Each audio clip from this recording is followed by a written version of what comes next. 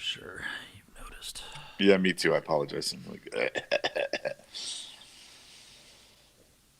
By the way, none of our cars made any money overnight. It's really funny. Even that, I think the little one, that little Toyota 1000 got a bid overnight, but nothing else did. We've got the green light. Here we go. Get those nerds!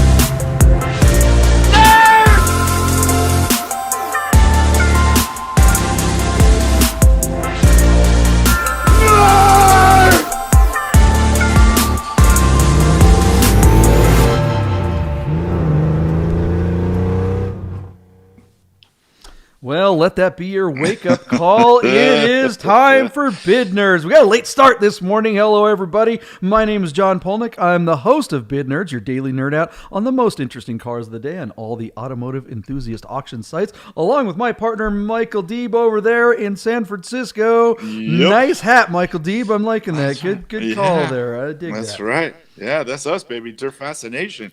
We are sporting the D to the F. The other day, Matt Farah referenced Derfascination, but not in regards to us. There is the famous film about the Yellowbird that everybody thinks that's where we got the name for the show or for the channel from, but that is not. It was like the Yellowbird Derfascination or something. It was the fascination of the Yellowbird. Of the Yellowbird, yeah. Which is amazing. funny. Huh? Go ahead. It's amazing how like that kind of media is so commonplace today, but that, you know, the documentation and the camera work of that car doing that lap are legend from just 25, 30 years ago. Like that was like, it's an iconic car, an iconic film. It has this incredible cult following. And it was just one guy with a camera one afternoon. Like, you know, we do that all the time. There's a million people out there doing it now, you know? Yeah. You know, you got to wonder, did a bunch of Germans go up to the makers of that film and give them a hard time about using the wrong German article? Because there is the incorrect article, but we don't care. No, good times. Well, so what we do here, guys, we get together, we compile a list of the most interesting cars they're going to sell today on all the auction sites like P-Car Market, like Bring a Trailer, like Cars and Bids, Rad for Sale, all the good ones. We find the cars that we think are the most interesting. A lot of times they're cars that you think are the most interesting because you guys tell us, and those are some of the cars that we pick. And we nerd out about those cars. We talk about why they're interesting and, you know, the history maybe a little bit, maybe some technical stuff, but that's boring. You can get the technical stuff anywhere. And then we make our predictions, and that's where it gets interesting. That's where the rubber hits the proverbial road. We make our predictions as to what we think they will actually sell for when the hammer hits the sound block at the end of each auction. We make those predictions and then we keep track of them and we talk about them. First thing on the show, we talk about yesterday's predictions. So let's see how we did yesterday. Michael D, what did we talk about? What were the most interesting cars yesterday? Before we get to that, hit the subscribe button, hit the like button, hit the notification button, do all that stuff. All right, yesterday's cars, how'd we do? JP, let's start with the 1995 Dodge Viper on Bring a Trailer. And do you know why I want to start with this car? Because it's the only mother chicken one I got right yesterday. This was a very cool car offered out of Lansing, Michigan. 95 Viper RT10 Roadster with like 9,000 miles on the odometer. You and I both agree that on these first generation Viper, looking at one in a shiny black paint job is the way to go. Most of these things are red, and the red ones somehow look cheap and plasticky and very toy-ish. But the black one actually looks pretty sinister. This was a beautiful car in beautiful condition, and we suspected it would bring a beautiful price, and BAT did not disappoint. I guessed higher than you. I said 75 to your 69. Our car found a home and sold at $78,000, and that was my one bright spot of the day. Also on Bring a Trailer, JP, we saw a 1984 Volkswagen GTI, a Rabbit GTI, the early one. The interior, the seats in the front, the door cards, and the seats in the back were the only nice part of this car. The rest of the car seemed to be like a 10 to 15 foot car, JP, from across the parking lot. You're like, oh man, look at that white Mark I Rabbit with a blue plate. But the closer we got to this car, the more I was disappointed in it. I thought the paint looked pretty rough. You were less mean to the paint, but the rest of the car just kind of left a scratch in our head. That being said, we were all over it. I said 11 grand to your 10. and this car found a home for $10,250. So you beat me on that one, but just by a few $100s. Way to go. I got to tell you, I didn't think when I bid 10, I was just trying to get close to you. I really thought it was going to be like somewhere in the mid 8s or something like that. The car just wasn't that nice, and we keep seeing over and over again that 80s and 90s Volkswagens are not bringing the money for some reason, because they are so nostalgic for car enthusiasts, especially if you're a Porsche guy. You probably had something like this. Yeah, and the fact that there aren't big nostalgia buys on these is just shocking to me. And maybe it's because we just haven't seen a really, really nice one. Yeah, for most guys that work for a living, the road to Porsches came through Volkswagen, and the road to Stuttgart went through Wolfsburg or some nonsense. There's got to be we should make a film about that. But anyways, you would think that there'd be more love out there for the early, nicer Volkswagens. Now, again, I don't think this was a collector car. This is more like a project, in my opinion. But still, 10,250, way to go. You sold the car. There it is. Great driver, probably. You have a lot of fun. Oh, yeah. You go whale on that thing. Mm-hmm. Yeah. And then there was one more Volkswagen we also looked at on Bring a Trailer. JP, this was the 2003 VW Eurovan MV. Now, this is not a Weekender or a Westfalia. It does not have the pop top. But those seats, those benches in the back can all fold out of the way and create a bed-like thing. So this could be a weekend van to get you there. Also using the VR6, this is the most modern version of VW's van. And I like these things. I really thought this would bring a little more money. So I said 16. You said not so fast, Deeb. 14 grand is where it's at. And you were very close. This car actually sold for $13,500 for your second win of the day. So I have a surprise for you, JP. The 1987 Carrera on P-Car Market, the one that I said in Cassis out of Canada with a G50, would be held back because it was on P-Car Market and be held back because it was coming out of Canada. So I said 59, and you said, well, I'll take the over because you're an idiot. And you went and said, because I was out at the lake all day, you put the result in 72,500. JP, you are incorrect. Oh, this car failed to sell at 60,000, meaning you got a Yahtzee. You got a Yahtzee. Wow. It's listed as buy it now for 72,500. It was not bid to that. So you got a Yahtzee and didn't even know it. I don't think you deserve Yahtzee credit. Oh, man. I just well, you know, that's one of the things that drives me. P-Car Market, your website is so bad, you're confusing the bidders. The interface is so stupid on there. It's the terrible. Dumbest thing. It doesn't say it's a bid to. What is this? And then you get there and it says 72. So that's the buy it now. What a hunk of crap, man. Golly. I went back and I was looking at the results last night, and I saw that you had put 72.5, and I was like, because it said bid to. I was like, I'm like 72.5, and it didn't sell. I know. I was like, what in the world? Like, where did they set the reserve? So I went back and I looked at the auction, and it turned out, JP, you actually nailed it. You got a Yahtzee. It was bid to 60 grand. You were right on the money. And then they listed it for sale. It remains in the deal tank for 72,500 for the Cassis G50 out of Canada. It's still a beautiful car. It's 70 grand. I mean, you know, you're going to spend probably somewhere between $4 and $8 grand to get it across the border. Maybe you could do it a little less. I don't know, but don't you think if this car were in California that'd be the number? It'd be in the high 60s, right? Yeah. I think that's what I'm trying to say is that's probably a fair value, but you do have to bring it in and spend some money on all this other nonsense. And I think you have to have title in hand. It gets complicated, but that's a fair value. It's probably, it was 75,000 miles on a Cassis G50. It probably is a $75,000, $80,000 car. I mean, it's a rare color. Again, it's not for everybody, but the guy who likes it will pay a premium for it. You said that yesterday. Yeah. A guy, our friends at Godden Porsche and Godden Classic, they had an 89 G-body with more miles than this. And, it was in the 60s, and it was a white on black one, and that one sold very quickly. It sold at Cars and Cafe of all places. So that's a great place to buy a car. It seems like every classic that our friends at Godden Classic bring to Cars and Cafe gets sold. They brought a Targa. They brought an 87 Targa with 100,000 miles on it. I think 109,000 miles on it. They brought that to Cars and Cafe last Sunday, and it sold yesterday. So from the show, someone there saw it, told their friend, and boom, there it is. Are you getting a piece of this action? Our friends at Godden Classic will be supporting coverage of Cars and Cafe from here on out. It sounds like that is going to be a thing. Yeah, that's right. because we do deserve a Yeah. commission for that. But no, I mean, the thing is, Jay they bring great Ronsetti- cars. Jay- Yeah. Yeah, Jay Ronsetti, who's watching the show right now, is in those boardrooms when those decisions get made. Yeah. Do the right thing, Ronsetti. Help us out now. Yeah. Well, here's Send the a thing. little love. The Targa, our friend John Alcantara, Johnny Vegas, Johnny Five Alive. He saw, of course, he was at Cars and Cafe. He's always there every month. He's one of our big friends and fans of the events and all the things. We go driving with him all the time. Better attendance than me. Right. Yeah. Great guy all around. So he showed up, and he's just an incredible car and Porsche enthusiast. And, of course, he saw the car. He's like, oh, my God, this thing's great. He immediately called his friend in California, and then they worked out a deal like the next day. It was great. So that is how it's supposed to happen.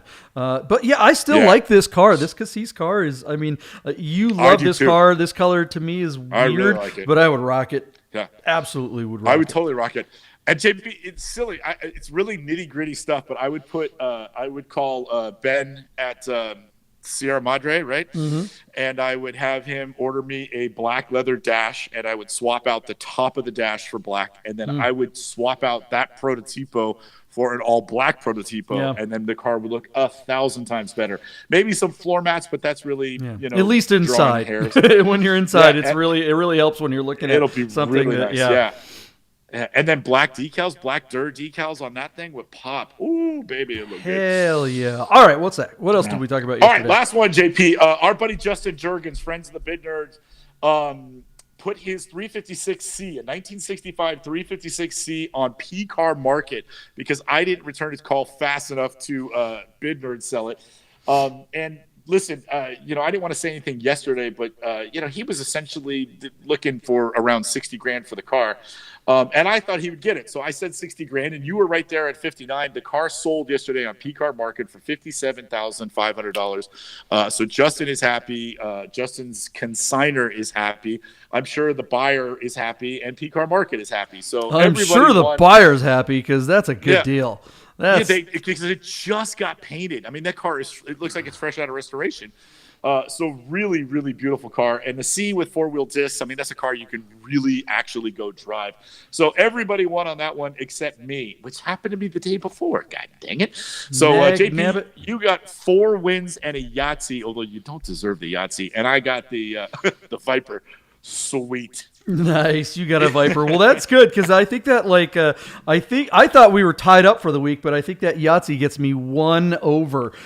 So there it is. It's a tight week. You had a day this week where you completely swept it. I think Tuesday you got every single one right. I got everyone Royal right. Flush. But that's how it goes on the Bid Nerds. You think your predictions are better than either one of us nerds? Yeah. Let us know what your predictions in the comment section below. We'd love to see what you guys think. And we'd love to compare your predictions to ours. And if somebody wins, we're going to just start sending swag out. We've got swag. We've got a bunch of different stuff. We got tons of Porsche stuff laying around. We got Porsche posters and Durfascination t-shirts and hats and all kinds of stickers and Rami Show stuff. So we got swag that we can send out. And so we're going to start doing that. So let us know your predictions, and we will send you some cool stuff. Not you, Lane Skelton. We already know you know what you're doing. Just stay off the lines. Lane is better at this than we are. Yeah, forget it. We got to get Bradley back on. I meant to call Bradley this morning. I actually hooked him up with some other friends, but we'll talk about that some other time. All right, let's get to today's cars. So that was yesterday's cars. Those are the cars that we made predictions on. So those were the 5 most interesting cars of the day on all the automotive enthusiast auction sites yesterday. Today we have 5 more cars that I think that are even more interesting. So let's get to those. But just before we do, make sure you hit the subscribe and like button. Michael Deeb, we've got my favorite car in the world. This is my favorite car in the world. I knew it. I could have guessed. I mean, I don't know why you need to ask. I mean, our car of the day is only the greatest car that was ever made, ever. I'll tell you what, JP, as we introduce this car, I'm going to ask you a question. And I actually wish we had Paul from Auto Kennel on today because I'd love to hear his take. This is a 1994 Porsche 911 Speedster. Look at that. The 964 generation Speedster, a very rare car indeed, offered to us out of Newport Beach, California on Bring a Trailer with just 21,000 miles on the odometer. Somebody ordered this car with the Polnik package because it's black on black on black with a stick. Check that baby out. JP, Did you know that in 1994, the United States was only host to 427 964 generation Speedsters? So this is one of 427. It's in black. It's got 20,000 miles on it. Newport Beach, California. I mean, this car has your name written all over it. You are a huge fan of the Speedsters with their chopped windshields and their little double bubble tonneau covers. I would go not very far out and say that those Recaros did not come with the car. Somebody threw them in there, but they look good. I did not read the ad long enough to see if the original seats are those included. actually, Deeb, those are the original seats. Really? That is what they came with, yeah. Wow, very cool. So Recaro's from the factory, which is really neat. Somebody did the switch to the R134A for the AC, and there's an Alpine head unit thrown in there. So other than those two minor modifications, which probably enhance the driving experience, this is just a four-owner car, and it's sitting on 16 bids at about $125,000. Now, JP, the 89 Speedster is a huge success. They've been trading for, hundreds of thousands of dollars since they came out. At one point, 964 Speedsters were also bringing, just like the nice ones, north of $200,000. But I have seen, since my position at Gaudin, I have seen that the 964 Speedsters really softened up. And this car, let me read it to you real quick, JP. This car's got about 2.5 hours to go. 2 hours and 40 minutes, is still sitting at just $129,000. What gives? By all accounts, with 21,000 miles, it's in driving condition. I would, judging by the book and the fact that this car is slightly used because it's not, a 2,000 mile car, you would think that this would come in just under 200 grand, like 185 to 195. But this doesn't look like it's going to get there. They just haven't. I was at one of the auctions for Gary Ackerman, and the guy Spencer Trenery bought a 964 Speedster that I had bid on for Gaudin Classic. He beat me to that car. And then put it up at Fantasy Junction, and he had that car for over a year. And it was like this. It was like a 27,000-mile triple black 964 Speedster, and he couldn't sell it for what he paid for it, and because the market had softened. So do you have any idea what's going on? Is it just a general take on the market at large? Are Speedsters weak for some reason? What's the deal? All the other 964s are moving in the right direction, but this one, you're talking America Roadster money for this thing, and it should be a more valuable car.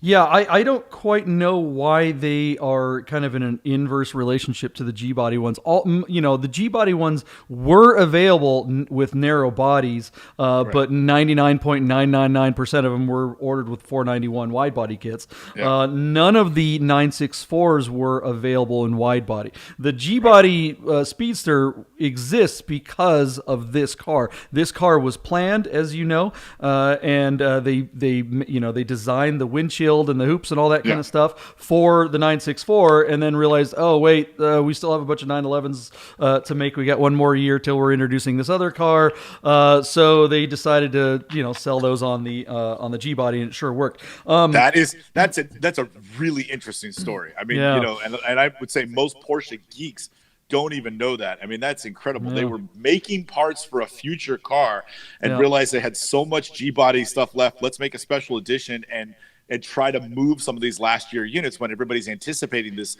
major makeover for the car, switching to coilover and all this other stuff. That's a great take, JP. That's a really fascinating story. Well, and another interesting thing about the 964 Speedster, as well as like your old RS America, when you rolled into a Porsche dealership back in 1993, when these were brand new, they were the less expensive car compared to a C2 or a C4 or just a regular 911s. A C2 was like $80,000 retail back then, and these were like 60 because they had less stuff. And and I remember convincing a salesperson to let me drive one. And I was like, oh my god, right? I mean, I had no business in that car. Even at $60,000, I had I didn't have $6 to my name, but somehow I got to drive one, and that just burned into me. It is odd that these now here you're also talking about like G-body Speedsters are very regular usually selling for around 200, sometimes a little more, usually just a little less. But they usually have, there's so many of them with delivery miles, whereas 964s, it seems like a bunch of them were driven. And this is an all black one. Those seats, yes, they were a factory option, and I love these in particular because a lot of them were black and gray. Like in the red ones, they were like red and black and gray, and they're just awful. So to get all black seats, by the way, this is the ultimate bad guy car. Christopher Walken in Wayne's World 2. Of course, he drove this car because he was the bad guy. And there it is. This is literally my favorite car in the world with 20,000 miles. I mean, that's no miles, but it's not delivery miles, so that's definitely hurting it. I know of at least 2 of these on the market out there. There's one in your neck of the woods for like $159. That thing's been for sale for a while, and I think it has more miles than this one. So where do we think this one's going to land? Well, and that's a good question. So, Frank and I went to, how do I say this? Frank and I went to, what do you call it? Arizona, Barrett Jackson, and Frank's customer from Florida, his son inherited his white 964 Speedster. So we called the guy cold and went to go look at the car, and we tried to buy that car for Godden, and he just wouldn't budge. He's like, he didn't want the car, he wasn't driving it, but he wasn't going to let it go for what we were offering, and we were really trying to get a hold of that car. It would have been great to have, and I thought it looked really good in white as well. So JP, again, I'm being probably bearish for no reason. Last night I said 135, but it's already at 128, so I'm going to up my bid to 140. But I'm just judging this on the fact that there's just hasn't been a lot of love for this generation of the Speedster, even though I think it should be a $175,000 to $200,000 car in some regard. Triple black, especially, this is really nice. 20,000 miles means you can drive it without hurting the value, but it's still a low mile car. So I think this is the great one to attain. I don't know. I don't know how to explain it. If this one brings a good result, I expect to see more Speedsters come forward. How about that? Yeah, I think that's a good take because, look, I mean, back in the aughts, there was a time when 964s, a regular 964, you'd be lucky if you could get $20,000 for them. They were $15,000 cars. So these were around for like 30, and people couldn't sell them. I remember looking for them. I just didn't have the money to do it back then. I so wanted to get one of these back in the day, and I know someone that bought one back in that era and then sold it in like 2015 for like $200,000. Right at the height of the market. That's the absolute height of the market. So I think if you can get this particular car, and his wasn't great. His had miles. He drove the hell out of that thing. This car, if you can get it for under 150, I think it's a bargain. I'm going to bid 145 and say that, we just haven't. I don't remember seeing a 964 Speedster on any of the platforms in the last year. I mean, I just don't remember seeing one. We've seen G-body Speedsters, but not a 964. So this might be one of those cars that reminds people that, oh yeah, they made these. I mean, it's almost like people just forget. 964s are so popular. Why wouldn't this car be way more than a G-body? My only guess is because it's narrow, and people want the wide stuff, I guess. Yeah, I mean, again, if you offered me an America Roadster or a Speedster, I would take the America Roadster. I love the shape. I absolutely love the shape, even though your car is probably lighter and a better handling car. Oh my God, in every way. Body, that's crazy talk. Wide body to me is this the sexiest thing. It's like the hips of an RSR put with a convertible. I as much as I kid about buying a 944, if I sold Ruby, it would be to get an America Roadster. And then you would stop calling me a cabriophobe. Yeah, that's true. The wide body, the America Roadsters, to me, they're just like, well, okay, it's another wide body cab. There's a ton of wide body cabs in all kinds of configurations. Speedsters are so limited, and you cannot replicate this car. You could take any G body 911 and make it look like a America Roadster. There are clones of those all over the place. It wouldn't take that much to do it. This, you cannot get that windshield. That windshield frame is unobtainium. They are not available anywhere. To its detriment, that's one of the downsides of owning this car. If something, God forbid, were to happen to that windshield, I don't know what the heck you would do. The car's totaled. You can't get one. Nobody makes them. There aren't any available. Which is, because a lot of people are trying to make clones, and you can't do it. it becomes a very exclusive club, JP, and I totally appreciate that. But still, give mine the hips. That's the way I want it. All right, fair enough. Yeah, you get the fat one, I'll get the narrow one, and you'll be a fat guy in a fat car, I'll be a fat guy in a narrow car. All right, JP. Let's go back over to cars and bids, and let me confess to you and our audience, I had teed up a Chevy Impala SS that I thought was a really cool car, and then as I was doing my homework last night, I realized that car closes on Monday. So we slipped in here another Dodge Viper as our super sub. And interesting to juxtapose this against the first gen Viper that we did yesterday. This is another really nice car. It's a 2001 Dodge Viper GTS ACR. American Club Racer, I believe, is what that stands for. It employs basically an evolution of that same 8-liter V10. But the ACR, JP, in 96, when they upgraded the Viper, they introduced a coupe to give sort of more to the fair weather fans a car they could drive year round. And so the ACR was a car that was made for somebody that wanted to do track days. So you had firmer suspension. The car was about 50 pounds lighter. You had the BBS wheels, you had K&N air filter charge. So the car is made like, let me read it to you real quick. It's got 450 horsepower, 460 horsepower, and 490 pound-foot of torque. These cars cost a small premium, and they only made 227 of them at $87,000 MSRP. So, you paid a premium, but you got more performance for your car. And this one actually looks really cool. I like the dark blue metallic with the silver wheels. As far as Vipers go, this is a little more subdued. Anyway, what do you think? Would you take the coupe, or would you prefer the first-gen Roadster yesterday in black with a manual and no top? I can already tell what your answer is going to be. Yeah, I'm not a big fan of this body style generally, particularly with... I mean, the coupe just, usually coupes look better than convertibles, and that's, coming from a convertible person.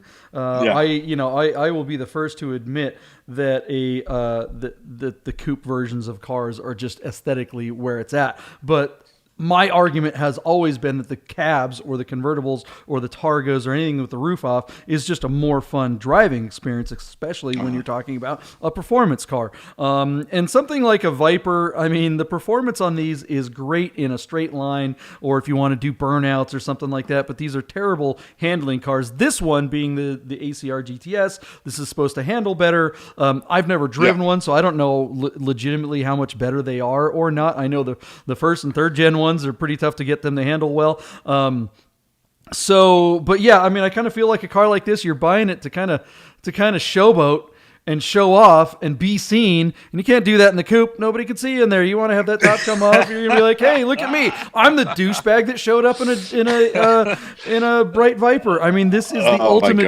douchebag car, and I'm saying that as a term of endearment, as one fellow douchebag to another.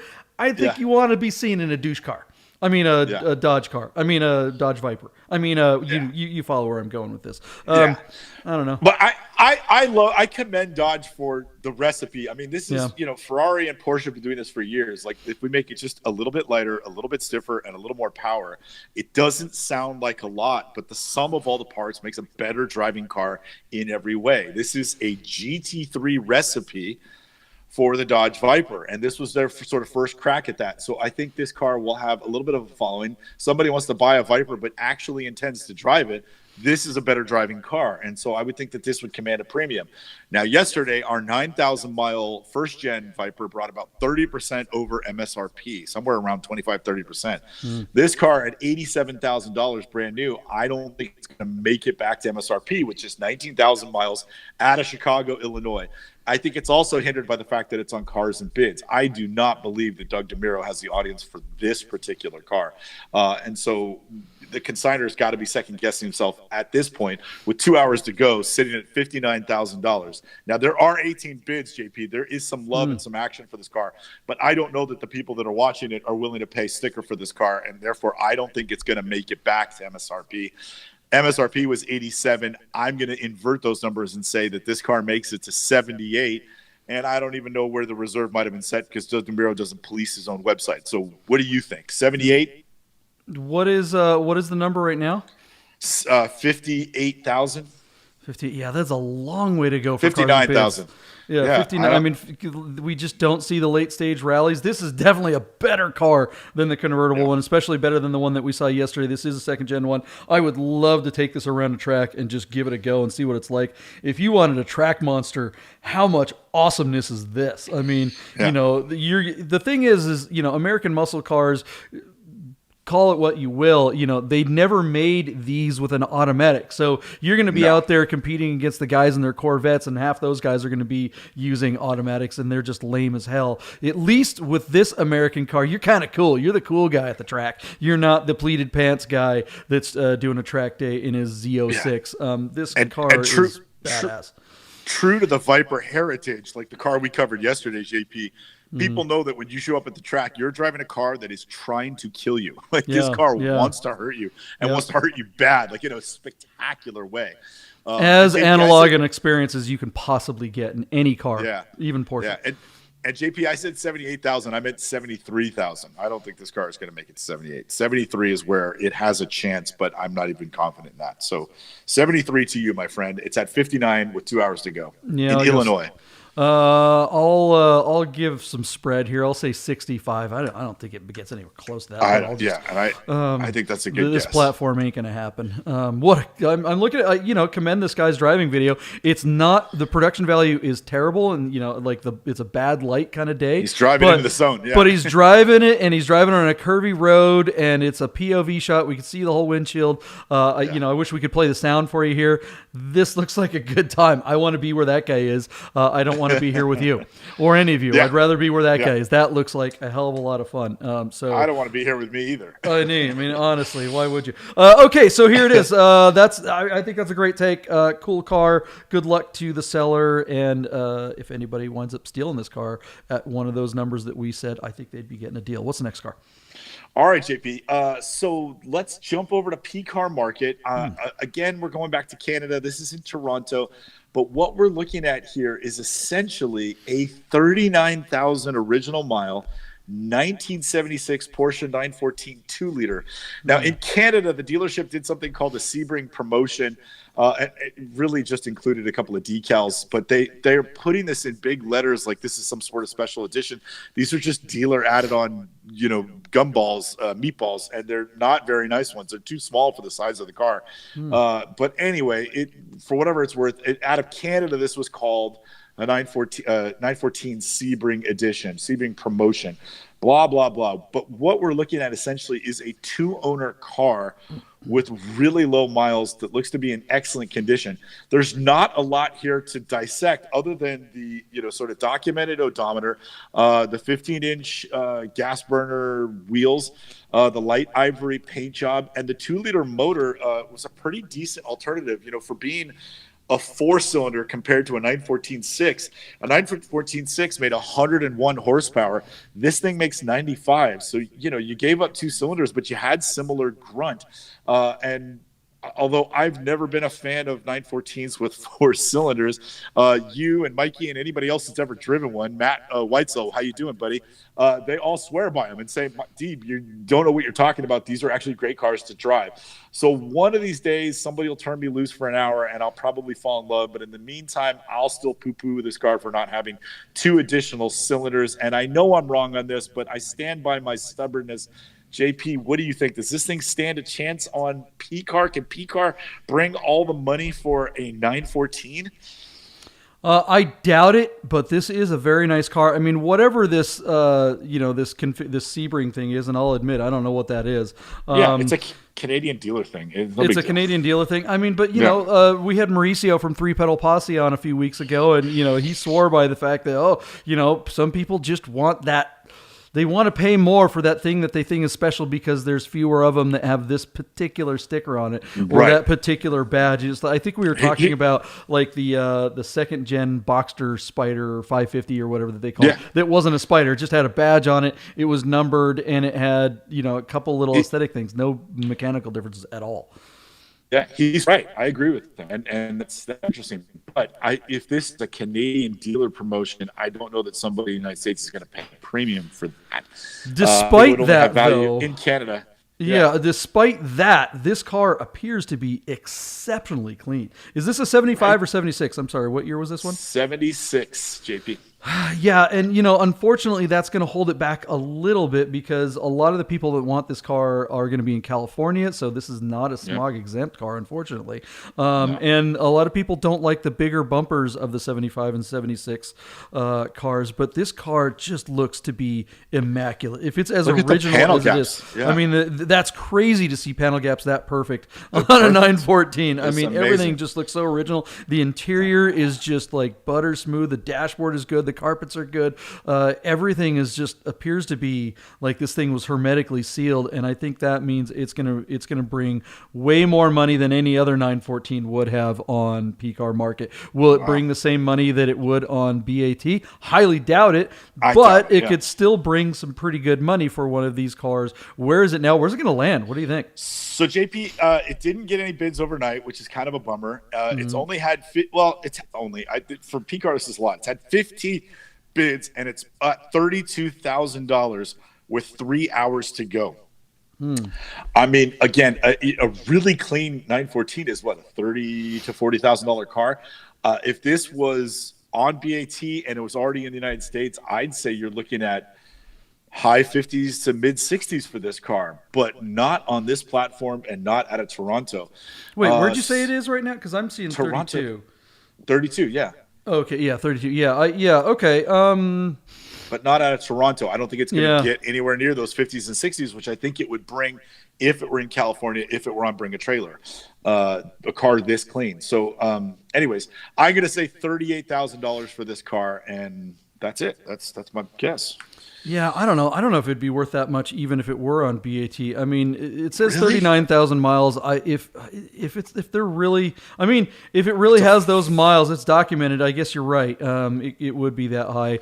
I just never trust a 914 odometer because it's 5-digit. Right. 5-digit. Yeah, but if there's documentation to back that up, okay, that makes it a whole different animal. But yeah, I'm with you. It definitely doesn't break 40 on PCAR market. Would you guess 38? That's a good bid. 38. Yeah. Oh, geez, I'm gonna go the under. I'm gonna say 37. I'm gonna say, the last three cars we've talked about on PCAR have failed miserably. Even though a couple of them resulted in sales, they're nowhere near what the cars should have been. No, I don't have any confidence in this platform. All right. Nor should we. Yeah. All right, JP, let's go Toyota shopping. All right. There's a couple of them on Bring a Trailer. Let's start with the one I know you're gonna love out of Portland, Oregon. Is this 1983 SR5 4x4 with 176,000 miles. But JP, look at that car. Does it not look like it's got like 7,500 miles? It looks brand spanking new. Now, part of the reason we must confess, there was a little bit of rust, and when they went to repair the rust, they basically repainted the car. And I commend them for reapplying the original decals because this thing is so period correct. It's really cool. The four-cylinder has been is a carbureted four-cylinder on the 83, and they swapped out the original carb for a Weber, which probably gives it a little more power. So that's really neat. It is a 5-speed manual. These are 4x4s. This thing will go anywhere and it'll outlive styrofoam and diamonds. Cockroaches will be driving these after the apocalypse. JP, there is a dash cap on there because there were cracks to the dash, and the cap that they installed is a permanent one. I think it'd be really fun to just search all the what do you call it? The forums? The places. What do they call it when they wreck the cars? The lots. The wrecking yards. Wrecking yards, and try to find one and put the original one back on.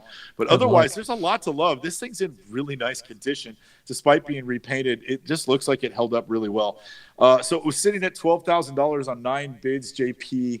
Last night, it's 13,000. So it's got a little bit more love. But there you go. What do you think out of Portland, Oregon?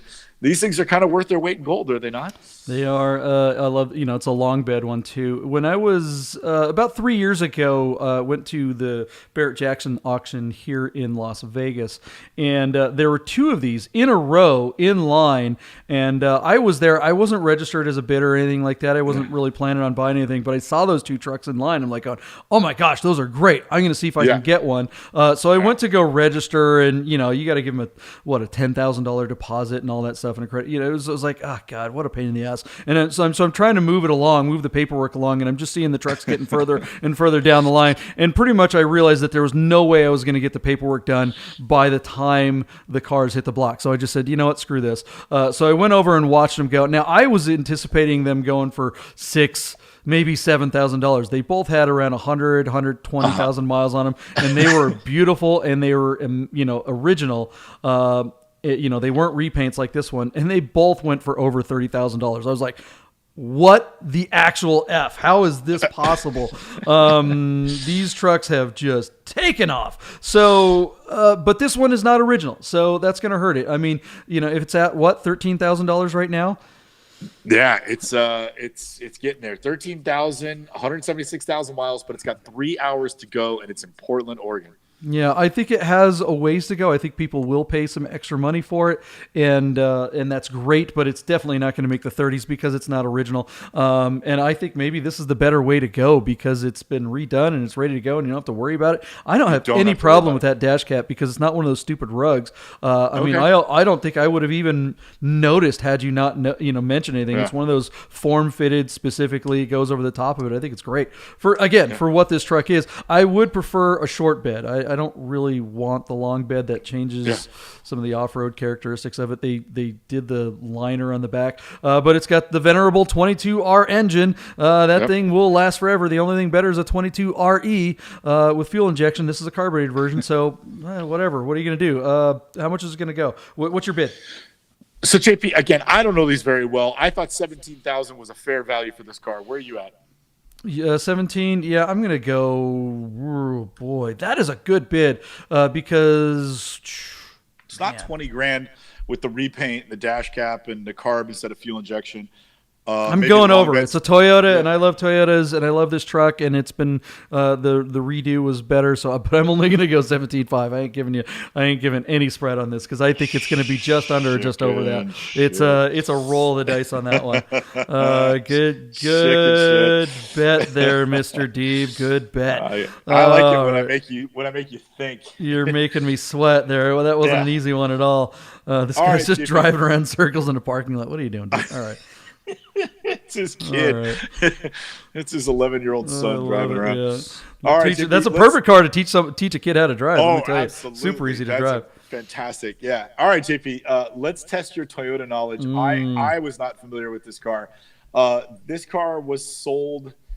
Let's see, first registered in South Africa, and then it was moved to Belgium, and then from Belgium it came to the United States. So this car has been exported twice, which is crazy. What we're looking at, JP, is a 1974 Toyota 1000 with a 4-speed manual. Just an interesting car that I've never seen before. It's a no-reserve auction. It's this cute little classic doohickey. It looks like a town car with its little 3-door hatchback, 4 seats. I don't know a lot about these because I don't have a ton to say about it, but it's a neat car that I had never heard of. It uses a 993 cc inline 4. It makes 47 horsepower and 48 pound-foot of torque. Again, with a 4-speed manual, the Toyota 1000. This is clearly like an econo, oil embargo. Probably gets 35 miles to the gallon with a carburetor. Just a neat little car that we probably never had on our shores. I mean, do you recognize that shape, or is that new to your eyes? Not at all, man. I've never seen one of these. Yeah, I just can't imagine caring enough about this car back in the day to go through the trouble of importing. I mean, this is a car that wherever you go, there's going to be some version of this, either by Fiat or Renault or Nissan or Datsun or whatever. This is not a special car in any way. So to bring this with you, what? Yeah. That just doesn't make any sense. And now I'm glad that happened because what a cute little adorable thing. And it's wonderful that whatever this is exists. Love that little logo with the little gazelle or whatever it is icon in the seat. Look at that.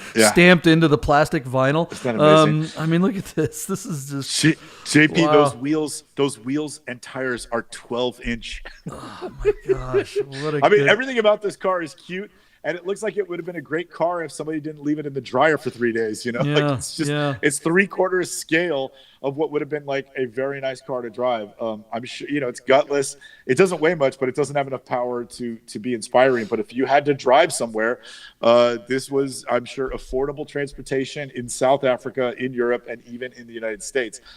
In this country, it's just a novelty because we clearly never had that. It's not a Corona. It's not a Corolla. It might be based on the underpinnings of one of those cars, but I couldn't figure it out, and I really don't care because this isn't like a valuable car. But it's super cute to see this Toyota that somebody went through all the trouble of moving around the world. It shows 29,000 kilometers, 18,000 miles, true mileage unknown. It's the other thing is hard to believe is if that's original miles, JP, how is it that this car was exported and never driven? Like you moved it with you, but you didn't drive it twice. Like it's just this car has some interesting. It's got to be. It's a 5-digit odometer, isn't it? I mean, I'm sure it's probably triple that.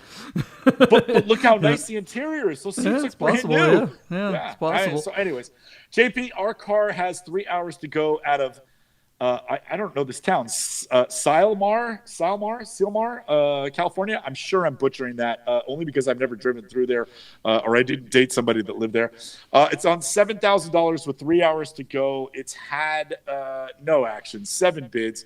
I'll just give it to you. I think this car will bring $12,000, and I'm totally guessing. But what do you think? Will somebody swoop it at the last minute, or is it going nowhere? This car is absolutely a Rorschach test on wheels. It basically tells you and everyone around you what kind of person you are when you see someone see this car. If they don't smile, they're a bad person. If you don't look at this car and just like get tickled by this, it's like a puppy or a baby, right? If that doesn't make you go, oh, that's cute, and just get something out of you, it's just like, get out of here. You're not a person I want to know. You don't have to want this car or want to drive it. It just needs to be. That's adorable. $12,000 of adorableness? I don't think so, man. $10,000. Yeah. I'm only saying 10 just to narrow the spread a little bit. But it's at what now? 7,000 something. There's 2 hipsters that met on eHarmony that have to have this car, and they're going to spend $12,000 of their hard-earned money on this. She's going to go to Buffalo Exchange and sell all her cords. The thing about the ironic crowd is they're in their 20s and 30s, and they want 80s and 90s cars. This is a 70s car. All right. This does not qualify for Radwood, so no, it does not. Which I think is a little bit of a problem for it. So I don't know. Yeah. Are there enough ironic hipsters out there that want this? We shall see. I say yes. So what's your bid there, tough guy? Oh, I said 10. Oh, 10. Okay. Yeah. Thank you. No problem. No All right. Good guess. That's a wrap, man. That's it.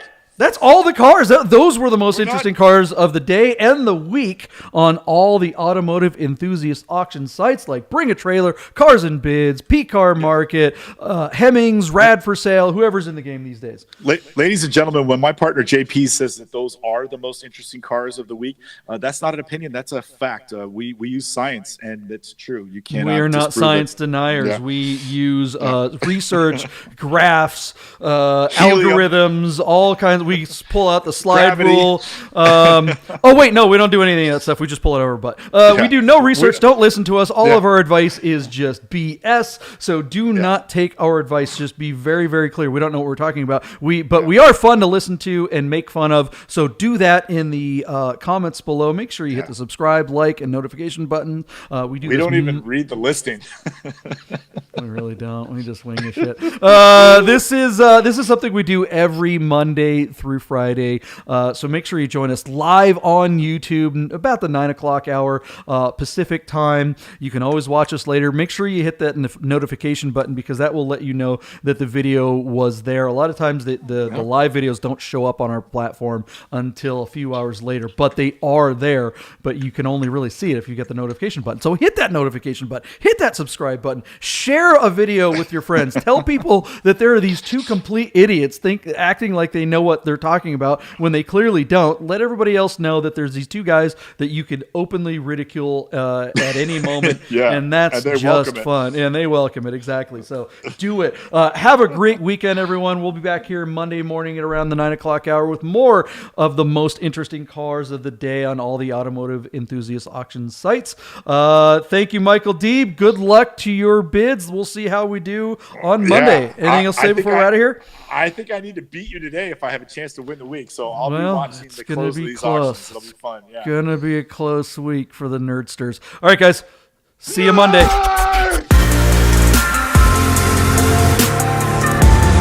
Get those nerds!